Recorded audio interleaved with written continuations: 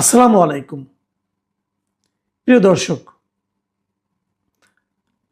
আমরা জানি যে আওয়ামী লীগের শাসন আমলে আওয়ামী লীগ যে ১৭ বছর দেশ শাসন করেছিল একটানা, সেই সময় তারা বিএনপির বিভিন্ন নেতাকর্মী এবং আরও অনেকের বিরুদ্ধে, বিরোধী দলীয় অনেকের বিরুদ্ধেই অনেক একের পর এক মিথ্যা মামলা দিয়েছে। রাজনৈতিক মামলা যেগুলোকে বলা হয়, অথবা হয়রানিমূলক মামলা বলা হয়, এরকম হাজার হাজার মামলা দিয়েছে।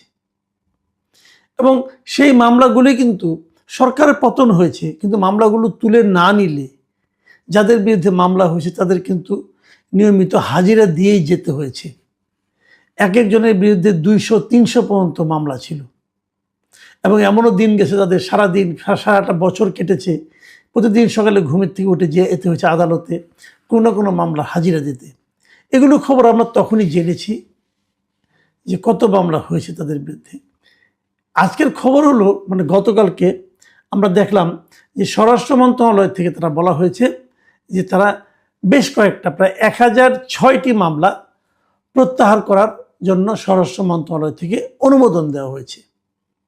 এবং বলা হয়েছে যে বিগত ফ্যাসিস্ট সরকারের আমলে ১৭ বছর ধরে বিরোধী দলের নেতা কর্মীদের বিরুদ্ধে যে দায়ের করা হয়েছিল মামলাগুলো, রাজনৈতিক মামলা, হয়রানিমূলক মামলা, এগুলো থেকে ১০০৬টি মামলা প্রত্যাহারের জন্য সরকার অনুমোদন দিয়েছে। এটা খুবই একটা ভালো সংবাদ আমি মনে করি, কারণ হয়রানিমূলক মামলা থাকবে কেন। এখন প্রশ্ন হচ্ছে যে ১০০৬টা কোন বিচারে, এই প্রশ্নটা আমি একটু করতে চাই। ১০০৬টি কেন?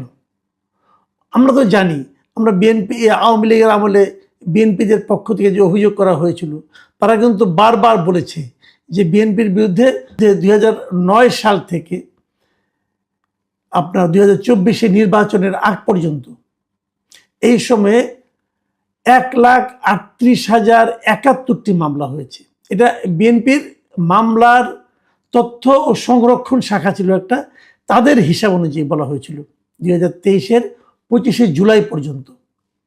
এই সময়ের মধ্যে বিএনপি এবং এর অঙ্গ সহযোগী সংগঠনের নেতাকর্মীর বিরুদ্ধে এরকম ১,৩৮,০৭১টি মামলা করা হয়েছিল। এবং এসব মামলার মোট আসামির সংখ্যা ছিল ৪০ লাখের উপরে। এই হিসাবটা নিয়ে আবার অনেকে কনফিউশন তৈরি করার চেষ্টা করেছে, বাট হিসাবটা খুব সহজ। ধরুন একজন লোকের বিরুদ্ধে ৩০০ মামলা, তো সে কিন্তু ৪০ লাখ আসামির মধ্যে সে কিন্তু ৩০০ আসামি সে একাই, তো এরকম হয়। এবং এর মধ্যে কেবল ঢাকা মহানগরের মামলার সংখ্যা ছিল ১৭,৫৮৩টি, অনেক মামলা। তো যদি ঢাকা মহানগরেই ১৭,০০০ মামলা হয় এবং সারা দেশে ১,৩৮,০০০ হয়, তাহলে মাত্র ১০০৬টি মামলা আপনি প্রত্যাহার করতেছেন। এই ১০০৬টি আপনারা কিভাবে নির্বাচন করলেন? আশা করি আপনারা ঠিকভাবে নির্বাচন করেছেন, কিন্তু তারপরেও একটু শঙ্কা থেকে যায় নির্বাচন প্রক্রিয়াটা কি, এটা একটু জানা দরকার। মাত্র এই সরকার দায়িত্ব নিয়েছে মাত্র কয়েকদিন, এক সপ্তাহ এখনো হয়নি। এর মধ্যে ১০০৬টা আপনারা কিভাবে, কোন প্রক্রিয়ায় করলেন, এটা একটু জানা দরকার। এবং তারা কি সবাই বিএনপির? আওয়ামী লীগ আমলের মামলাগুলোতে বিএনপি ছাড়া জামাতের বিরুদ্ধে করা হয়েছে, অন্যান্য দলের বিরুদ্ধে করা হয়েছে, সেগুলোকে তুলে নেওয়া হয়েছে। ব্রেকআপটা কি, ব্রেকআপটা এখন আমরা জানি না। এটা জানার একটু কৌতূহল আমার থাকছে। আর তার পাশাপাশি আরেকটা কথা, এত মামলা তাহলে আপনারা কিভাবে প্রত্যাহার করবেন? প্রত্যাহারের কোনো পদ্ধতি আপনারা তৈরি করেছেন কিনা? আমরা কিন্তু আগেও দেখেছি যে 1-11 সরকারের আমলে ২০০৮ সাল পর্যন্ত যে মামলাগুলি হয়েছিল, ২০০৯ সালের প্রথমেই আওয়ামী লীগ দায়িত্ব নেওয়ার পর তারা কিন্তু দ্রুত বেগে বেশ কিছু মামলা প্রত্যাহার করেছে। এবং ইন্টারেস্টিংলি তারা যে মামলাগুলি প্রত্যাহার করেছে তার সবগুলোই ছিল আওয়ামী লীগের নেতাকর্মীর বিরুদ্ধে 1-11 সরকারের দায়ের করা মামলা। বিএনপির নেতাকর্মীদের বিরুদ্ধে যে মামলাগুলি করেছিল 1-11 সরকার, সেগুলো তারা প্রত্যাহার করেনি। এবং বেগম খালেদা জিয়া যে জেল খেটেছেন, ওরকম একটা মামলায় কিন্তু খালেদা জিয়া জেল খেটেছেন। আবার ওরকম অনেক মামলা শেখ হাসিনার বিরুদ্ধে ছিল, সেগুলি আবার আওয়ামী লীগ সরকার সব প্রত্যাহার করে নিয়েছে। কাজে আমার জানার খুব আগ্রহ, যারা ক্ষমতায় যান তারা কি কেবল নিজেদের নেতাকর্মী মামলাগুলি প্রত্যাহার করে নেন? ওনাদের নেতাকর্মীর বিরুদ্ধে ছাড়া আর কোনো সাধারণ নাগরিকের বিরুদ্ধে কি হয়রানিমূলক মামলা হয় না? যদি হয়, সেগুলিকে প্রত্যাহার তারা করেন? নিশ্চয়ই সময় হয়েছে, যারা বিএনপি করতো তার বাইরে একটা সময় তো এরকম ছিল শেষ দিকে যে মামলা করার জন্য বিএনপির কোনো নেতাকর্মীকে আর খুঁজেই পাওয়া যেত না।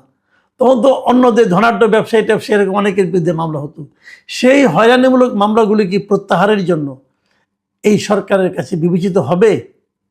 এই প্রশ্নটা থাকলো। কারণ আমরা বলতে চাই, এমনি আদালতে অনেক মামলা জট আছে, মামলা চললে উকিলদের লাভ হয়, আর তো কারো লাভ হয় না, মানুষের ভোগান্তি কিন্তু থেকেই যায়।